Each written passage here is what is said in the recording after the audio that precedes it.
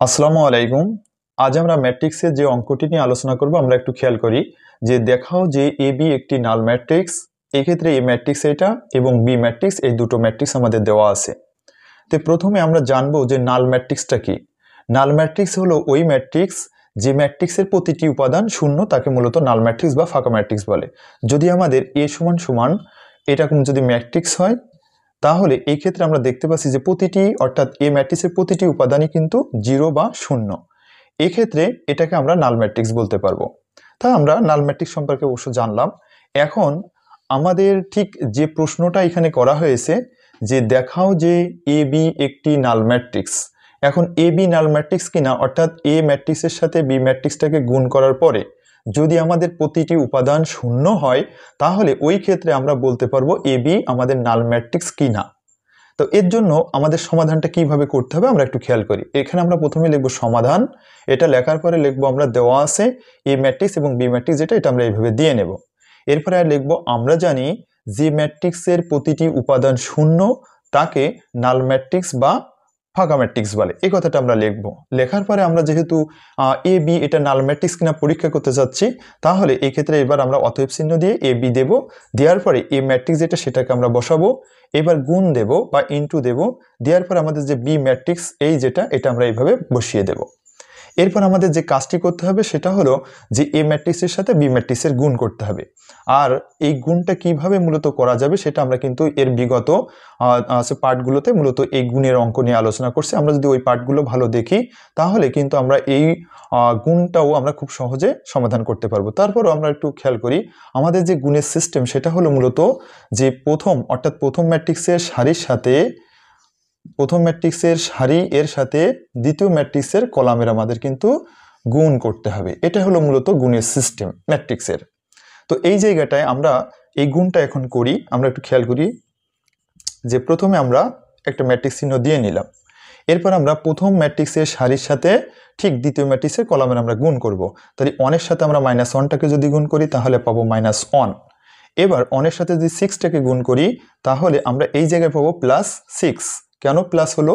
যেহেতু আমাদের এই জায়গাটায় আমরা পূর্বে জেনে এসেছি যে প্রথম সারি অর্থাৎ যে সারি দ্বারা আমরা গুণ করব সেটাতে যদি একের অধিক উপাদান থাকে তাহলে কিন্তু পরস্পরের সাথে এরকম যোগ হবে। আর এই কারণেই আমরা এই অনের সাথে 6টাকে গুণ করার কারণে কিন্তু আমাদের +6 এসছে। এখন আমরা যদি একইভাবে -1এর সাথে 5টাকে গুণ করি তাহলে আমরা পাবো -5। এরপরে আমরা যে কাজটি করব, আমাদের প্রথম ম্যাট্রিক্সের এই দ্বিতীয় সারির সাথেও আমরা একইভাবে এই প্রথম এই কলামটার গুণ করে নেব। তাহলে 2 এর সাথে আমরা -1টাকে যদি গুণ করি তাহলে আমরা পাবো -2।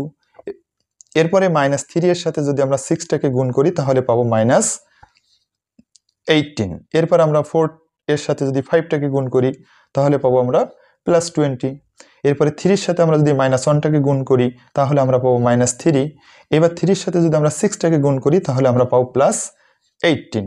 এরপরে আমরা যেটা আছে -3 এর সাথে 5টাকে যদি গুণ করি তাহলে -15 বা 15 পাবো। আমরা এই ম্যাট্রিক্সের প্রত্যেকটা সারির সাথে কিন্তু আমরা দ্বিতীয় ম্যাট্রিক্সের প্রথম কলামের গুণটা সম্পূর্ণ করলাম। ঠিক একইভাবে আমরা ঠিক যেটা এই প্রথম ম্যাট্রিক্সের প্রত্যেকটা সারির সাথে যেভাবে দ্বিতীয় ম্যাট্রিক্সের প্রথম কলামের আমরা গুণ করলাম, এরপরে একইভাবে আমাদের দ্বিতীয় কলামের সাথেও গুণ করতে হবে প্রথম ম্যাট্রিক্সের প্রত্যেকটা সারিকে। আবার প্রত্যেকটা সারি দ্বারা তৃতীয় এই কলামকেও আমাদের গুণ করতে হবে এবং এটা পরপর আমাদেরকে এইভাবে বসিয়ে দিতে হবে। যেহেতু আমরা এটা বুঝতে পারছি, একইভাবে আমরা একটা নির্দিষ্ট দূরত্বে বা একটা স্পেস দিয়ে এই জায়গাটায় কিন্তু আমরা এই অনের সাথে -2টাকে এরকম গুণ করে দেব। তারপরে অনের সাথে এই যে 12 যেটা, এটাকে আমরা গুণ করে দেব।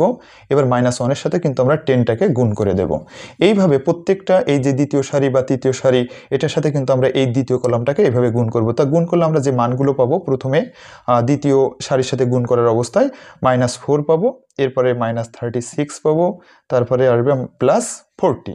এরপর আমরা তৃতীয় সারি এটার সাথে যদি দ্বিতীয় কলামের গুণ করি তাহলে আমরা পাবো -6 +36 -30।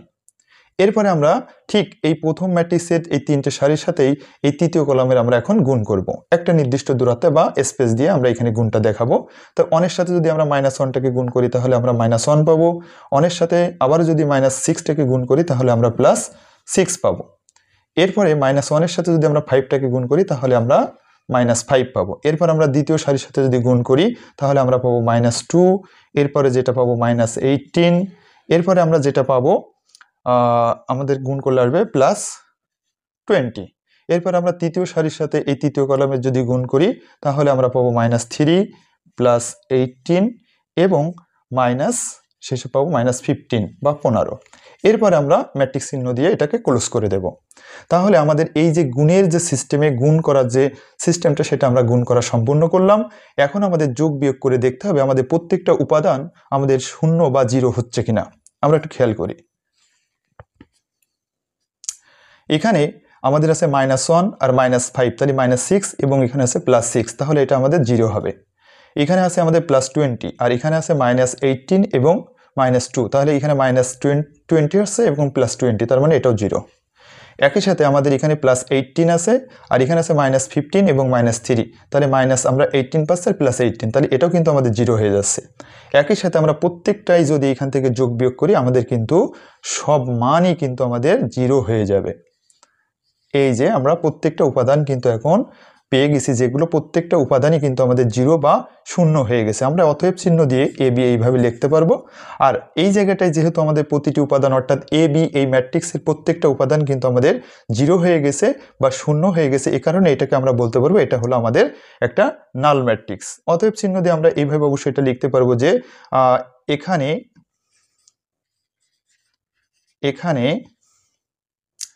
আমরা এইভাবে লিখতে পারবো এ বি এর প্রতিটি উপাদান